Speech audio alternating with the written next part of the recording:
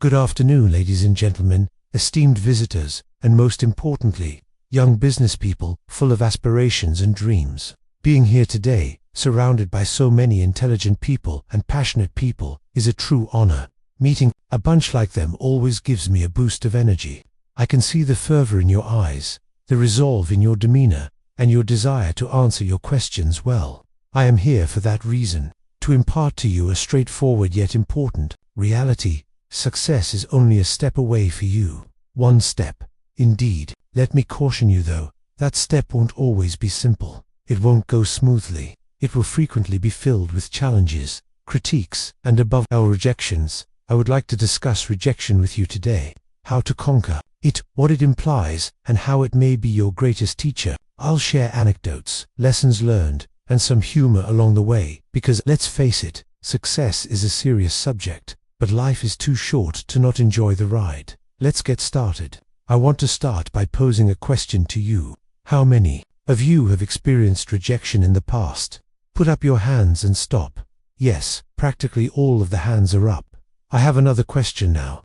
How many of you thought the journey ended with rejection? Stop and be honest. You see, everyone gets rejected. Everyone experiences it. It's a part of life. Whether you're asking someone out, selling an idea, or applying for a job. Here's the problem, though, the end is not rejection. This is just the start. Allow me to share a small personal secret with you. Rejection wasn't the only thing I went through. I accepted it. I am not referring to occasional rejections. I can't even begin to count the number of rejections I've experienced. After graduating, I applied to 30 different jobs. And you know what? Every one of them turned me away. Each and every one. KFC hired 24 individuals in my city. 23 were approved. Only one was turned down. I was that person. Why me? I wondered myself at the moment. Do I not measure up? But as I got older, I came to a significant realization. Rejection has nothing to do with you personally. It has to do with perspective, timing, and circumstances. You will cease taking rejection personally as soon as you realize this. This is a fresh perspective on rejection. It's an educator. Every rejection is a disappointment disguised as a lesson. I applied to Harvard and was turned down 10 times, not once or twice. Consider 10 letters of rejection from the same university. I started making jokes with my friends after the first few. Perhaps their goal is simply to become the most consistent in the world. But I secretly wondered, why do I keep applying? The solution was straightforward. I had faith in both myself and education. Despite Harvard's rejection, I understood that my education wasn't over yet, so I focused on myself. I made the decision to educate myself rather than wait for others to do so. And rejection does just that. It compels you to reflect, develop, and discover new avenues for achieving your objectives. Allow me to tell you another tale, this one from Alibaba. Nobody had faith in us when we founded Alibaba.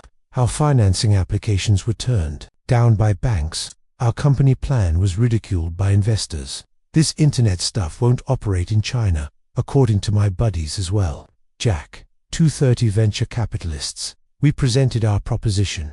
How many of them said yes? Nothing. Nobody had any faith in us. The problem with rejection, though, is this. The number of persons who say no is irrelevant. Everything can be changed with just one affirmative response. And you are frequently the source of that, yes. I advised my staff not to dwell on those who reject us. Let's concentrate on the clients who have faith in us.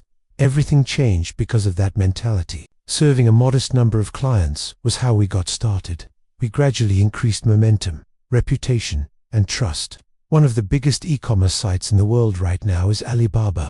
And you know what that event taught me?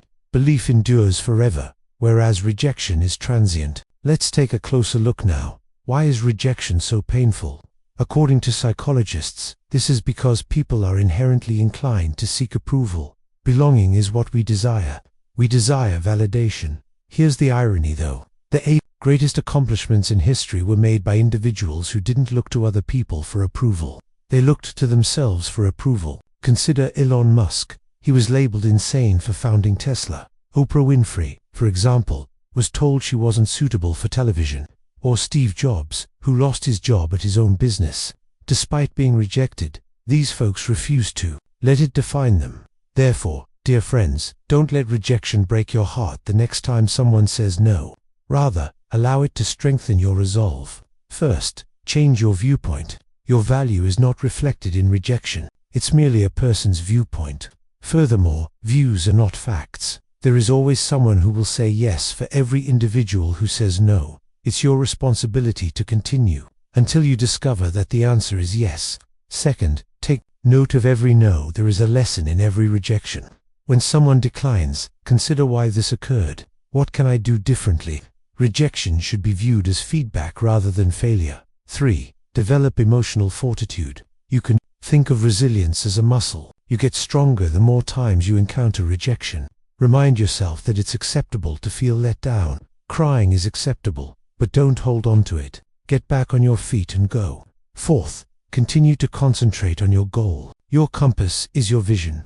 Allow it to lead you through rejections, storms. We're not doing this for money. I reminded my team when Alibaba was having trouble. Our goal is to transform lives. We persevered because of that sense of purpose. Let's now discuss humor. One of the best strategies for surviving rejection is humor. Laugh when life throws you down. You can't break me, is how I put it. I recall making jokes with my pals. Perhaps Harvard turned me down because they anticipated that I would be too busy to go to classes. Although humor makes rejection easier to handle, it doesn't eliminate it. It eases your burden and keeps you going. Here's an alternative viewpoint. A filter is rejection. It distinguishes between those who dream and those who act. While everybody can dream, very few people have the guts to pursue their dreams after being rejected. Your accomplishment would be meaningless if you were instantly embraced by everyone. However, you earn your success when you endure rejection, and that adds even more value to it. I want to address the underdogs in this room straight before I finish. Let me tell you something. Even if you've been told you're not talented, smart, or experienced enough, being flawless does not equate to greatness. It results from perseverance. In my class, I wasn't the smartest person. I was not a very good athlete. One thing, though, I had determination, and that perseverance transformed rejection into achievement. I want to give you 3 last lessons as I stand here today. The end is not rejection. This is a detour. Make use of it to discover new avenues, concepts, and chances. Persistence, not perfection, is the key to success. When the world says no, keep going. Even when no one else believes in you, have faith in yourself. Your superpower lies in your beliefs. Therefore, keep this in mind the next time you are rejected. My young entrepreneurs, success is only a step away for you. Do that. Don't listen to anyone who tells you otherwise. Keep going. Thank you and best wishes for continued success.